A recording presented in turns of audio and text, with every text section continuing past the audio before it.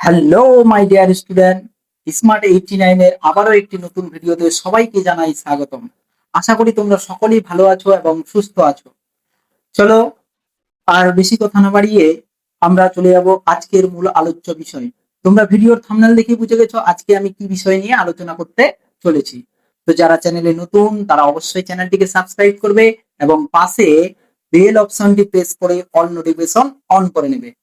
আজকে আমরা যে বিষয়টি নিয়ে এসেছি, মাধ্যমিক 2027-এ ভিবিআই একটি প্রশ্ন, যেটা খুব আশার মতো একটি প্রশ্ন। তো চলো দেখে নেব। বায়ু ক্ষয়কার্যের ফলে সৃষ্ট ভূমিরূপগুলি চিত্র সহ আলোচনা করো। এই প্রশ্নটা এবারের জন্য খুবই গুরুত্ব প্রশ্ন একটি। এই প্রশ্নটা আমরা আজকে এতটাই সহজভাবে বুঝবো যেটা তোমাদের কাছে কোনো অসুবিধাই হবে না। এই প্রশ্নটা আমি সম্পূর্ণ আলোচনা করছি, তোমরা ভিডিওটিকে না টেনে শেষ পর্যন্ত দেখতে থাকো। তোমাদের জন্য আমি ছবি নিয়ে এসেছি, ছবির মাধ্যমে তোমাদেরকে বুঝিয়ে দেব ভালোভাবে। তো তোমরা প্রথম থেকে দেখো। প্রথমেই আমরা যাব ভূমিকা। দেখো ভূমিকাটা আমি একদম সহজ এবং সরল ভাষায় লিখেছি। কি বলছে? বায়ু প্রধানত বায়ু বায়ু প্রধানত কোথায়? মরুভূমি ও শুষ্ক অঞ্চলে। কোথায় কোথায় ভালো করে বুঝবে। বায়ু প্রধানত মরুভূমি ও শুষ্ক অঞ্চলে ভূমির উপর ভূমির উপর বা উপরই ভাগ ক্ষয় করে বিভিন্ন ভূ আকৃতি তৈরি করে। তাহলে কি বুঝতে পারলাম আমরা এটা থেকে? আমরা স্পষ্টভাবে বুঝতে পারছি যে বায়ু প্রধানত কাজটা করবে কোথায়? আর্দ্র অঞ্চলে কিন্তু করবে না। তাহলে বায়ু প্রধানত কাজ করবে মরুভূমি অঞ্চলে অথবা শুষ্ক অঞ্চলে, যেই জায়গাটা একদম শুষ্ক, যেই জায়গাতে বৃষ্টিপাত খুব কম নেই বললেই চলে। এই এলাকাতে বায়ুর প্রধান কাজই হচ্ছে, এই এলাকাতেই বায়ু প্রধানত কাজ করতে পারে। তার জন্য বলছে বায়ু প্রধানত মরুভূমি ও শুষ্ক অঞ্চলে। তাহলে করে তোমরা বলো তো, বায়ু প্রধানত কোথায় কাজ করে? মরুভূমি ও শুষ্ক অঞ্চলে কাজ করে। আচ্ছা, তোমরা তো প্রত্যেকে পশ্চিমবঙ্গের মধ্য থেকেই দেখছো। আচ্ছা তুমি বলো তো, তোমার বাড়ির আশেপাশে জায়গায় বায়ু কি মাটি উড়ে নিয়ে চলে যায়? নিয়ে যেতে কি পারে মাটিকে? যে মাটি আর্দ্র, নিয়ে যেতে পারে না। মাটিটাকে কখন উড়ে নিয়ে যেতে পারবে? যেই জায়গাতে শিথিল থাকবে, আলগা মাটি থাকবে। তাহলে এই আলগা মাটিটা আমরা কোথায় বেশি দেখতে পাবো? আমরা আলগা মাটিটা দেখতে পাবো মরুভূমি অঞ্চলে অথবা দেখতে পাবো হচ্ছে শুষ্ক অঞ্চলে। যে জায়গাগুলোতে বৃষ্টিপাত হবে না সেই জায়গাগুলোতেই তো দেখতে পাবো। তো চলো, বায়ু প্রধানত কোথায় কাজ করবে তাহলে? কোথায় করবে? একদম ঠিক, বায়ু প্রধানত কাজ করবে মরুভূমি অঞ্চলে অথবা শুষ্ক অঞ্চলে। এবার কাজটা যে করবে, মাটির ভিতরে কাজ করবে, অভ্যন্তরণে গিয়ে কাজ করবে না, কোনো মতেই না। তাহলে বায়ু প্রধানত কোথায় কাজ করবে? ভূপৃষ্ঠের উপরই ভাগে। কোথায় কাজ করবে? একদম উপরে। তাহলে কি বলছে? বায়ু প্রধানত মরুভূমি ও শুষ্ক অঞ্চলে ভূপৃষ্ঠের উপরই ভাগ ক্ষয় করে, ভূপৃষ্ঠের উপরই ভাগটাকে ক্ষয় করবে এবং ক্ষয় করে বিভিন্ন আকৃতি তৈরি করবে। এই যে বিভিন্ন আকৃতি, আকৃতিগুলো আমরা দেখবো। এই যে নিচে আমি ছবি দিয়েছি, প্রত্যেকটাই আলোচনা করব। যাচ্ছি, দাঁড়াও, অত অধৈর্য হও না। দেখো, তাহলে আমি প্রশ্ন করছি তোমাদেরকে, এবার উত্তর দাও। বায়ু প্রধানত কোথায় কাজ করে? একদম ঠিক, মরুভূমি অঞ্চল ও শুষ্ক অঞ্চলে। কে বেশি কাজ করে? বায়ু কাজ করে। আচ্ছা, এই বায়ু কাজ করে কোথায় কাজ করবে? অভ্যন্তরীণে না বাইরে? অবশ্যই ভূপৃষ্ঠের উপরে। তাহলে বহির্জাত প্রক্রিয়া এটি একটি। তাহলে বাইরে কাজ করবে। তাহলে বাইরে কি কাজ করবে? ক্ষয় করবে। আর ক্ষয় করে কি করবে? নতুন নতুন ভূমিরূপ তৈরি করবে। তাহলে সংজ্ঞাটা দেখো, সরি সংজ্ঞা বলছি, ভূমিকাটা তাহলে খুব সহজ। তাহলে কি বলবো? বায়ু প্রধানত মরুভূমি ও শুষ্ক অঞ্চলে ভূপৃষ্ঠের উপরিভাগ ক্ষয় করে বিভিন্ন ভূ আকৃতি তৈরি করে। বুঝতে পারলে প্রত্যেকে? না পারলে পরে ভিডিওটাকে একটু পিছনে টেনে আরেকবার দেখে নেবে।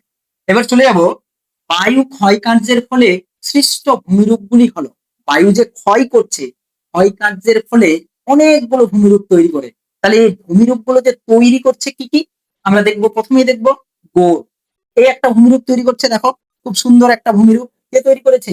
বায়ু তৈরি করেছে। আরেকটা দেখবো জিউব্যাক। কে তৈরি করেছে? বায়ু তৈরি করেছে। আরেকটা দেখবো ইনসেল বাজ। কে তৈরি করেছে? বায়ু তৈরি করেছে। আরেকটা দেখবো অপসারণ গর্ত কে তৈরি করেছে? বায়ু করেছে। তাহলে দেখো এই যে ভূমিরূপ গুলো কত সুন্দর, এই ভূমিরূপ গুলো প্রত্যেকটা তৈরি করছে কে? বায়ু তৈরি করছে। তাহলে এই ভূমিরূপ গুলো কার দ্বারা সৃষ্ট? বায়ুর দ্বারা। বায়ুর দ্বারা এই ভূমিরূপ গুলো সৃষ্ট হয়েছে। তাহলে এগুলো কি বুঝতে কারো অসুবিধা হলে পরে অবশ্যই আমাকে কমেন্টে জানাবে, এবং ভিডিওটাকে একটু পিছনে টেনে আবার দেখবে। এইটুকু অংশটাকে নিয়ে গৌড়কে নিয়ে গৌড়কে বিস্তারিত আলোচনা করি। এইটা তোমরা যদি লিখতে পারো, তোমরা এখানে ছবি আঁকবে না, তোমরা এটা পরপর লিখবে। এটা আগে লিখবে বায়ু প্রধানত মরুভূমি ও শুষ্ক অঞ্চলে ভূপৃষ্ঠের উপরিভাগ ক্ষয় করে বিভিন্ন ভূ আকৃতি তৈরি করে, এটা লিখবে। তারপরে লিখবে হচ্ছে বায়ুর ক্ষয়কার্যের ফলে সৃষ্ট ভূমিরূপগুলি হলো, এটা লিখবে। তারপরে তোমরা লিখবে হচ্ছে, আমি এইভাবে লিখেছি তোমাদেরকে বোঝানোর সুবিধার্থে, তোমরা পরপর এখানে দেবে 2 নাম্বার, এই জায়গাটাতে দেবে 3 নাম্বার, আর এই জায়গাটাতে দেবে 4 নাম্বার। এইভাবে তোমরা লিখবে। জিউমেন্টটা এখানে লিখবে, ইনসেল বার যেখানে লিখবে, তারপরে অপসারণ গর্ত লিখবে এখানে। তাহলে দেখবে তো তোমাদের নোটটা না বড় হচ্ছে। আর যত তোমরা বড় নোট লিখবে, আশা করি নাম্বারটা বেশি দিবে স্যার। তাহলে পরে এভাবে নোটটা একটু বড় হয়, তার জন্য তোমরা পরপর লিখবে। এবার আমরা আলোচনা করব গৌড়কে নিয়ে। তো গৌড় নিয়ে এবার আলোচনা আমরা করব, চলে যাবো গৌড়ে। আচ্ছা, এবার দেখবো আমরা গৌড়। গৌড়টা কি, গৌড় কিভাবে সৃষ্টি হচ্ছে, কে তৈরি করছে, আকৃতি কেমন, দেখে নেব। কি বলছে?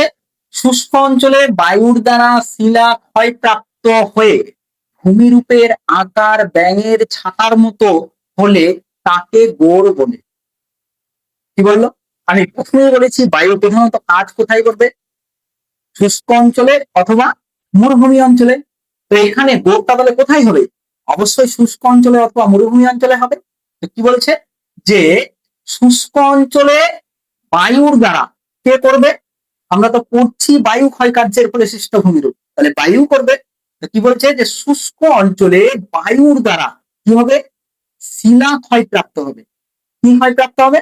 শিলা ক্ষয়প্রাপ্ত হবে। আমরা বলছি শুষ্ক অঞ্চলে বায়ুর দ্বারা শিলা ক্ষয়প্রাপ্ত হয়ে ভূমিরূপের আকার ব্যাঙের ছাতার মতো হলে তাকে গৌড় বলে। তো বলতো গৌড় কোথায় সৃষ্টি হবে? শুষ্ক অঞ্চলে হবে। কে তৈরি করবে? বায়ু করবে। কাকে দিয়ে তৈরি করবে? শিলাকে ক্ষয় করে তৈরি করবে। তাহলে আমরা এটা বলতে পারি যে বায়ু শুষ্ক অঞ্চলে শিলাকে ক্ষয়প্রাপ্ত করবে, আর ক্ষয়প্রাপ্ত করে কি করবে? ভূমিরূপের আকারটা কিসের মতো মনে হবে? অনেকটা ব্যাঙের ছাতার মতো মনে হবে। এটাকেই আমরা বলবো কি? গৌড়। তাহলে করে এবার বলো যে শুষ্ক অঞ্চলে কার দ্বারা গৌড় সৃষ্টি হবে? বায়ুর দ্বারা তৈরি হবে। কোথায় হবে? শুষ্ক অঞ্চলে হবে। কাকে ক্ষয় করে করবে? শিলাকে ক্ষয় করে করবে। এবং কেমন হবে দেখতে? ব্যাঙের ছাতার মতো হবে দেখতে। এটাকে আমরা কি বলবো? গৌড় বলবো। বুঝতে পেরেছো তোমরা? না বুঝতে পারলে একটু ভিডিওটাকে পিছনে করে দেখে নাও। চলে যাবো আমরা বৈশিষ্ট্য। বৈশিষ্ট্যগুলো আরো সহজ। কি বলছে দেখো, যে এগুলি ব্যাঙের ছাতার মতো দেখতে হয় বলে এদেরকে মাশরুক রক বলা হয়। এটা কিন্তু শর্টের জন্য তোমরা দেখে রাখবে। তাহলে কি বলছে? যে এটা তোমরা শর্টের জন্য দেখে রাখতে পারো। কি বললাম? যে এগুলি ব্যাঙের ছাতার মতো। আমি আগেই বললাম যে গৌড়গুলো দেখতে কেমন হবে? ব্যাঙের ছাতার মতো। তাহলে এগুলি ব্যাঙের ছাতার মতো দেখতে হয় বলে এদেরকে কি বলা হয়? মাশরুক রক বলা হয়। মাশরুক রক এগুলোকে বলা হচ্ছে।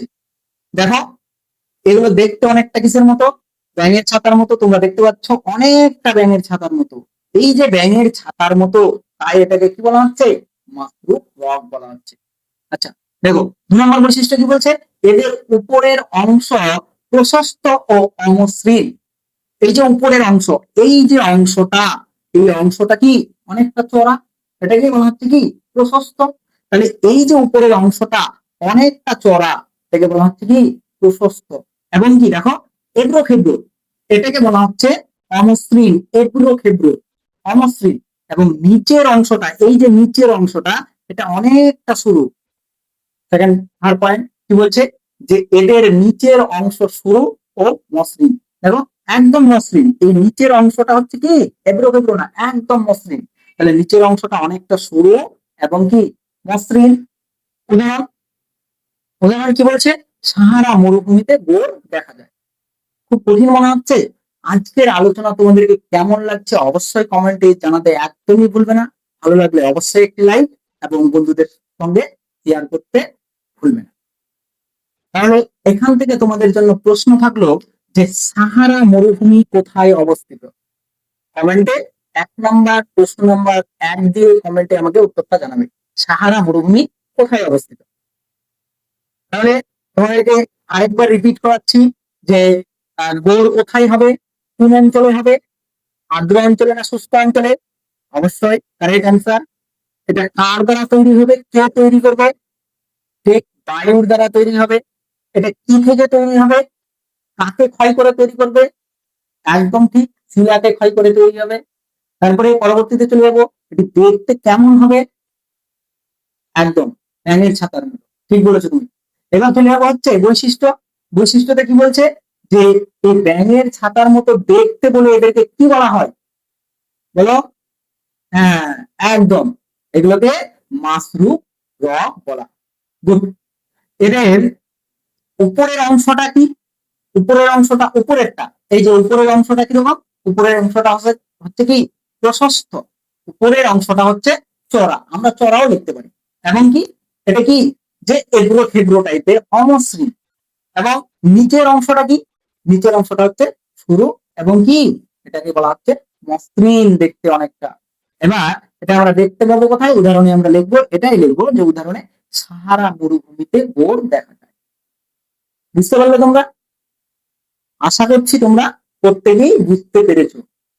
তবু আমি আরেকটু তোমাদেরকে বোঝানোর ক্ষেত্রে আমি এই ছবিটা নিয়েছি।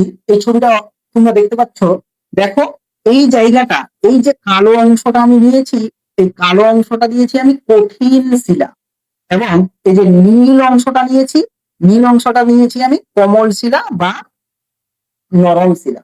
তাহলে দেখো শিলাটা প্রথমত এরকম আকার নিয়ে থাকছে, প্রথমত একটা চারকোনা আকার নিয়ে থাকছে। এবার বায়ু প্রবাহিত হচ্ছে, কি হচ্ছে?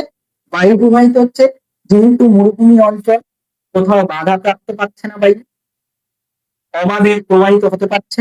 তাহলে দেখো, তাহলে বায়ু প্রবাহিত হওয়ার সময় এখানে কি করছে, নরম শিলাগুলোকে কি করছে, দিন দিন ক্ষয় করছে। এই যে নরম শিলাটাকে কি করছে, আস্তে আস্তে কি করছে, ক্ষয় করছে।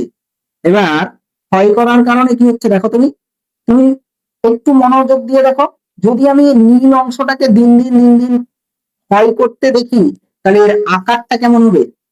অবশ্যই এরকম আকার হবে। নীল অংশটাকে সম্পূর্ণটাকে ক্ষয় করে দেবে। তাহলে নীল অংশটা যদি ক্ষয় হয়ে যায়, নীলটাকে আমি কি বলেছি, নরম শিলা। তাহলে নরম শিলাটা ক্ষয়প্রাপ্ত হচ্ছে, আর ক্ষয়প্রাপ্ত হয়ে কঠিন শিলাটা দাঁড়িয়ে থেকে যাচ্ছে। এই কঠিন শিলাটা দাঁড়িয়ে থেকে যাচ্ছে অনেকটা কিসের মতো মনে হচ্ছে, ব্যাঙের ছাতার মতো মনে হচ্ছে। আর এই ব্যাঙের ছাতাটাকে আমরা কি বলছি, গোড় বলছি। আশা করছি তোমরা প্রত্যেকেই ভালোভাবে বুঝতে পেরেছো। চলো এর পরবর্তী পয়েন্ট আমরা দেখবো হচ্ছে জীবজ্ঞান। জীবজ্ঞান কি লিখেছি উপরে? জীবজ্ঞান, জীবজ্ঞান কাকে বলে? বলছে আবারও কি করছি আমরা, বায়ু ক্ষয় কার্যের ফলে। তাহলে কি করবে, বায়ু করবে, কোথায় করতে পারবে ক্ষয় কাজ বেশি? মরু অঞ্চলে, অবশ্যই মরু অঞ্চলে ক্ষয় কাজ করবে বা শুষ্ক অঞ্চলে করবে। তো কি বলছে যে মরু অঞ্চলে শক্ত শিলার নিচে, মরু অঞ্চলে শক্ত শিলাগুলো নিচে নরম অংশ বেশি ক্ষয়প্রাপ্ত হয়। মরু অঞ্চলে যখন দুটো জায়গায় তুমি দেখবে এই যে শিলাটা আছে, শিলাটা এই যে আমি সবুজ কালি দিয়ে দিয়েছি, এটাকে বলেছি নরম, আর কালো কালি দিয়ে যেটাকে চিহ্নিত করেছি এটা হচ্ছে কঠিন। তাহলে তুমি বুঝো যে কি বলছে, যে মরু অঞ্চলে শক্ত শিলার নিচে, মরু অঞ্চলে যে শক্ত শিলা এটা কঠিন শিলা, এর নিচে হচ্ছে কি নরম শিলা। তো বলছে মরু অঞ্চলে শক্ত শিলার নিচে নরম অংশ বেশি ক্ষয়প্রাপ্ত হয়। বায়ু যদি প্রবাহিত হয়, ধরো এই দিক থেকে বায়ু প্রবাহিত হচ্ছে, তাহলে বায়ু, কিংবা ধরো এই দিক থেকে বায়ু প্রবাহিত হচ্ছে, এই দিক থেকে বায়ু যাচ্ছে, বা এই দিক থেকে বায়ু প্রবাহিত হয়ে আসছে, তাহলে কাকে ক্ষয় করবে, নরম শিলাগুলোকে ক্ষয় করে বয়ে নিয়ে চলে যাবে, নরম শিলাগুলোকে ক্ষয় করে নিয়ে যাবে। তাহলে এদিক থেকে যদি বায়ু প্রবাহিত হয় তাহলে নরম শিলাগুলোকে ক্ষয় করবে। এবার নরম শিলাগুলোকে ক্ষয় করার পরে কে থাকবে? কঠিন শিলাগুলো দাঁড়িয়ে থেকে যাবে। তো তার জন্য বলা হচ্ছে যে মরু অঞ্চলের শক্ত শিলার নিচের নরম অংশ বেশি ক্ষয়প্রাপ্ত হয়। শক্ত শিলার তুলনায় নরম শিলাটা কি হবে? বেশি ক্ষয়প্রাপ্ত হচ্ছে। এবার কি হচ্ছে? ফলে উপরের কঠিন স্তর টিলার আকারে অবস্থান করে, অনেকটা কিসের মতো? টিলার আকারে। এই যে সবুজ অংশটা উড়ে গেল, তাহলে কি থাকবে? আলো অংশটা, এটাকে আমরা কঠিন শিলা বলেছি, আর সবুজটাকে কি বলেছি? নরম শিলা বলেছি। তাহলে এই যে নরম শিলাগুলো চলে গেল, তো কি করলো? যে বায়ু এই নরম শিলাগুলোকে উড়িয়ে নিয়ে চলে গেল। তাহলে এই উড়িয়ে নিয়ে যাওয়ার ফলে এখানে কে পড়ে থাকলো? কঠিন শিলাগুলো পড়ে থাকলো। তাহলে কঠিন শিলাগুলো অনেকটা কিসের মতো মনে হচ্ছে? টিলার আকারের মতো মনে হচ্ছে। আর এই টিলার আকারে অবস্থান করে একে জিওগ্যান বলে। তাহলে জিওগ্যান জিনিসটা কি? একদম সহজ। কি বললাম? কোথায় হবে? মরু অঞ্চলে হবে। কিসের দ্বারা হবে? বায়ুর দ্বারা হবে। কাকে ক্ষয় করবে? যে শক্ত শিলার নিচে যে নরম অংশটা আছে তাকে ক্ষয়প্রাপ্ত করবে, এবং ক্ষয়প্রাপ্ত করে শক্ত শিলাটা কিসের মতো দেখাবে? অনেকটা টিলার মতো দেখাবে। আর এই টিলার মতো দেখাবে বা অবস্থান করাটাকেই বলা হচ্ছে কি? জিওগ্যান। অনেকটা এরকম মনে হবে, এরকম ভাবে কিছুটা জায়গা নিচু, আবার উঁচু, আবার নিচু, আবার উঁচু, আবার নিচু, অনেকটা টিলার মতো মনে হবে। তাহলে এটাকেই বলবো আমরা কি? জিওগ্যান বলবো। আবারও বুঝিনি যে কোথায় আমরা পাবো এটাকে দেখতে? মরু অঞ্চলে অথবা শুষ্ক অঞ্চলে। কে তৈরি করবে? বায়ুর দ্বারা সৃষ্টি হবে। কিসের দ্বারা? বায়ুর দ্বারা। আচ্ছা, তাহলে কিভাবে সৃষ্টি হচ্ছে? দুটো শিলা থাকছে, একটা হচ্ছে নরম শিলা, একটা হচ্ছে কঠিন শিলা। এবং কি বলছে? যে শক্ত শিলার নিচে থাকবে নরম শিলাটা, বা শক্ত শিলার নিচের নরম অংশ বেশি ক্ষয়প্রাপ্ত হবে। শক্ত শিলার, দেখো মরু অঞ্চলে শক্ত শিলার নিচে নরম অংশটা, শক্ত শিলার যে নিচে একদম, এই যে শক্ত শিলা, এই যে শক্ত শিলা, শক্ত শিলার যে নিচে অংশটা ছিল, এই যে আমি যে সবুজ অংশ দিয়ে দাগ করেছিলাম, এটা টোটালটাই পুরোটা ভরপুর ছিল শিলাটা। এবার কি হচ্ছে? এই শক্ত শিলার এই যে নিচে, শক্ত শিলার নিচে, শক্ত শিলার নিচে, এই শক্ত শিলার নিচের অংশটা কি হয়েছে? শক্ত শিলার নিচের অংশটা বেশি ক্ষয়প্রাপ্ত হয়েছে। আর বেশি ক্ষয়প্রাপ্ত হয়ে ফলে কি হয়েছে? উপরের কঠিন স্তরটি, উপরের কঠিন স্তরটি কিসের মতো আকার নিয়েছে? টিলার আকারে অবস্থান করেছে। একে আমরা কি বলবো? জিওগ্যান বলে থাকি। বৈশিষ্ট্য দেখে নেব। বৈশিষ্ট্য কি বলছে? এদের উচ্চতা 2 থেকে 40 মিটার পর্যন্ত হয়। তাহলে এদের উচ্চতা কতটা হবে? এই যে আমরা এটা দেখতে পাচ্ছি, এই নিচ থেকে এর উপরটা, বা এই যে নিচ থেকে এর উপরটা কত মিটার হবে? 2 থেকে 2 মিটারও হতে পারে, অথবা 40 মিটারও হতে পারে। তাহলে পরে এদের উচ্চতা 2 থেকে 40 মিটার পর্যন্ত হয়। দেখবো শীর্ষদেশ চাপটা হয়। শীর্ষদেশ বলতে এই যে একদম উপরের অংশটা, এটাকে বলা হচ্ছে, এটাকে বলা হচ্ছে কি? এটাকে বলা হচ্ছে শীর্ষদেশ। শীর্ষদেশ, এই যে উপরের অংশটা শীর্ষদেশ। তাহলে এই যে উপরের অংশটা কেমন থাকবে? চাপটা থাকবে, এরকম থাকবে না, তীক্ষ্ণ থাকবে না, চাপটা। তাহলে এরকম করে এরকম থাকবে, চাপটা থাকবে। তাহলে উপরের শীর্ষদেশ কিরকম থাকবে? চাপটা থাকবে। আমার পয়েন্ট দেখো, চূড়াগুলো বিচ্ছিন্ন। বিচ্ছিন্ন বলতে একে অপরের সঙ্গে যুক্ত হয়ে থাকবে না, যুক্ত হয়ে না, কিন্তু বিচ্ছিন্ন ভাবে এক থেকে আরেকটা দূরে বা কিছুটা দূরে। এমনকি তার সঙ্গে কি বলছে? স্তম্ভকার। এটা দেখতে অনেকটা মনে হবে স্তম্ভকার। তাহলে কি বললাম? চূড়াগুলো বিচ্ছিন্ন ও স্তম্ভকার, অনেকটা উঁচু উঁচু উঁচু উঁচু হয়ে থাকবে, স্তম্ভকারের মতো মনে হবে। তাহলে এই যে তোমাদের জীবজ্ঞান বুঝতে যদি অসুবিধা হয়, তোমরা আবার ভিডিওটাকে একটু পিছনে টেনে আবার দেখো। উদাহরণ দেখবো। উদাহরণ কি বলছে? সনেরান মরুভূমিতে অসংখ্য জীবজ্ঞান দেখা যায়। সনেরান মরুভূমিতে ভালো করে মনে রাখবে, শটের জন্য মনে রাখবে, সনেরান মরুভূমিতে অসংখ্য জীবজ্ঞান দেখা যায়। এটা আমাকে কমেন্টে তোমরা লিখে জানাবে যে সনেরান মরুভূমি কোথায় অবস্থিত। এর আগে আমি একটা প্রশ্ন দিয়েছি যে সাহারা মরুভূমি কোথায় অবস্থিত। এটা 2 নম্বর প্রশ্ন দিয়ে কমেন্টে লিখে জানাও যে সনেরান মরুভূমি কোথায় অবস্থিত। এর পরবর্তী পয়েন্ট আমরা দেখবো হচ্ছে ইনসেল বাঁধ। চলো পয়েন্ট করেছি ইনসেল বাঁধ। কি বলছে? দীর্ঘ সময় ধরে একদিনে কিন্তু হবে না ব্যাপারটা, দীর্ঘ সময় লাগবে। তো কি বলছে যে দীর্ঘ সময় ধরে বায়ু ক্ষয়ের ফলে কি করবে, দীর্ঘ সময় ধরে বায়ু ক্ষয়ের ফলে বায়ু কিন্তু ক্ষয় করবে। তাহলে একদিনে হচ্ছে কি না, কতদিন, দীর্ঘ সময়।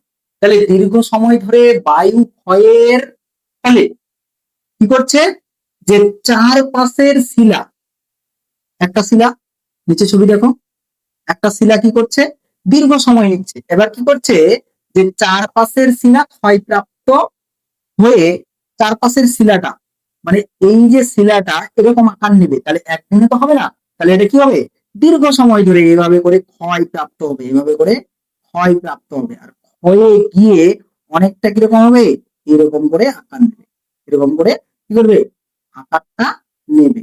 তাহলে এই যে এরকম আকার নেওয়ার জন্য এই জায়গাটাকে অনেক দিন ধরে ক্ষয় হতে হয়েছে, অনেক দিন ধরে ক্ষয় হতে হয়েছে। প্রথম অবস্থায় কিরকম ছিল, এরকম একটা শিলা ছিল, এই শিলাটাকে দিন দিন ক্ষয় করছে, কে ক্ষয় করছে, বায়ু ক্ষয় করছে। কি বলছে, দীর্ঘ সময় ধরে বায়ু ক্ষয় কার্যের ফলে চারপাশের শিলা ক্ষয়প্রাপ্ত হয়ে এক শক্ত শিলা বা টিলা দাঁড়িয়ে থাকে। একটা শক্ত শিলা, ভিতরের অংশটা শক্ত শিলা, এবং টিলা যেটাকে আমরা বলবো যে টিলা দাঁড়িয়ে থাকে, যাকে আমরা ইনসেল বার্জ বলবো। তাহলে কি বললাম, দীর্ঘ সময় ধরে, কতদিন ধরে এটা হবে, দীর্ঘ সময় ধরে হবে। কে করবে, অবশ্যই বায়ু করবে। কি করবে, শিলার চারপাশটাকে ক্ষয় করবে, ক্ষয় করে কি করবে, একক শক্ত শিলা বা টিলা দাঁড়িয়ে থাকে, যাকে আমরা কি বলবো, ইনসেল বার্জ বলবো। তাহলে চলো এবার তোমরা আমাকে উত্তর দেবে, কতদিন ধরে হবে, একদম ঠিক। কে করবে, এটাও ঠিক। পরবর্তী, কি শিলার কি একটি অংশ ক্ষয় হবে, এক দিককারটা হবে, কত দিককার শিলার অংশটা ক্ষয় হবে, চার পাঁচটা ক্ষয় হবে। তারপরে কি হবে, যে শিলাটা ক্ষয়প্রাপ্ত হয়ে শিলা, মানে শক্ত যেটা শিলা এবং টিলাটা দাঁড়িয়ে থাকবে, এই দাঁড়িয়ে থাকাটাকে বলা হচ্ছে কি, ইনসেল বার্জ। স্পষ্ট, বুঝতে পেরেছো তোমরা? চলে যাবো বৈশিষ্ট্যতে। বৈশিষ্ট্য কি বলছে, ইনসেল বার্জের উচ্চতা কম এবং পর্বতের ঢাল বেশি। ছবিতে তোমরা দেখতে পাচ্ছ ইনসেল বার্জের, এই যে আমি পয়েন্টটা করেছি, ইনসেল বার্জের উচ্চতাটা হচ্ছে কম, খুব কম উচ্চতা, কিন্তু এর ঢালটা কি অনেকটা বেশি ঢাল, একদম সোজা ঢাল, এটাকে বলা হচ্ছে অনেক বেশি ঢাল। কম ঢাল কোনটা, তাহলে কম ঢাল হচ্ছে এই যে এটা, দেখো এখান থেকে এইটুকু, এটা কম না, আস্তে আস্তে এর উপর দিয়ে আমরা যদি উঠে আসি, আমরা অনায়াসে মানুষ এর উপর দিয়ে উঠে আসতে পারবে। কিন্তু তুমি দেখো এই জায়গাটাতে তোমরা এখান থেকে এখানে কিন্তু উঠতে পারবে না। তাহলে এই জায়গাটাতে যদি একটা মানুষ দাঁড়িয়ে এদিক থেকে উঠার চেষ্টা করে, কিন্তু উঠতে পারবে না, ঢালটা অনেকটা কি বেশি, তার জন্য এখানে ওঠা যাচ্ছে না, এই জায়গাটাতে উঠে যাচ্ছে। তাহলে এটা কোথায় দেখতে পাবো, ইনসেল বার্জে দেখতে পাবো। তো বলছে ইনসেল বার্জের উচ্চতাটা কম এবং পর্বতের ঢাল হচ্ছে বেশি। এগুলি মরু অঞ্চলের অবশিষ্ট পাহাড়। কোথায়, মরু অঞ্চলে, বারবার বলছি দেখতে পাবো মরু অঞ্চলে, শুষ্ক অঞ্চলে। তাহলে এগুলো মরু অঞ্চলের কি, অবশিষ্ট পাহাড়, ছোট ছোট পাহাড় অবশিষ্ট। পরবর্তীতে কি বলছে, উদাহরণ, উদাহরণটা দেখবো, কালাহারি মরুভূমি অঞ্চলে এরূপ মরুভূমি দেখা যায়। কোথায় দেখতে পাবো, কালাহারি মরুভূমি অঞ্চলে এরূপ মরুভূমি দেখা যায়। তোমরা কমেন্টে আমাকে এটাও জানাবে, কালাহারি মরুভূমিটা কোথায় অবস্থিত। 3 নাম্বার প্রশ্ন দিয়ে কমেন্টে অবশ্যই আমাকে উত্তরটা লিখে জানাও যে কালাহারি মরুভূমি অঞ্চলটি কোথায় অবস্থিত। তো আজকে ছিল তোমাদের এই একটি 5 মার্কের সম্পূর্ণ ভিডিও, একদম সম্পূর্ণভাবে আমি আলোচনা করলাম। এর পরবর্তীতে তোমাদের কোন ভিডিও নিয়ে আমি আসবো, কোন টপিকের উপর আলোচনা রাখবো, আর তোমাদের আলোচনা যদি ভালো লাগে অবশ্যই আমার চ্যানেলটিকে লাইক করবে এবং পাশে নোটিফিকেশন বেলটি প্রেস করে অল নোটিফিকেশনটা তোমরা অন করে নেবে, কারণ আমি যখনই ভিডিও ছাড়বো সবার আগে সবার প্রথমে তোমার কাছে পৌঁছে যাবে। তাহলে এর পরবর্তীতে আমি কি ভিডিও নিয়ে আসবো অবশ্যই তোমরা আমাকে কমেন্টে জানাও, কোন টপিকের উপর ভিডিও নিয়ে আসবো। তো এই ছিল আজকের একটি সংক্ষিপ্ত আলোচনা, এখান থেকে আমি ভিডিও শেষ করছি। সকলেই ভালো থাকবে, সুস্থ থাকবে।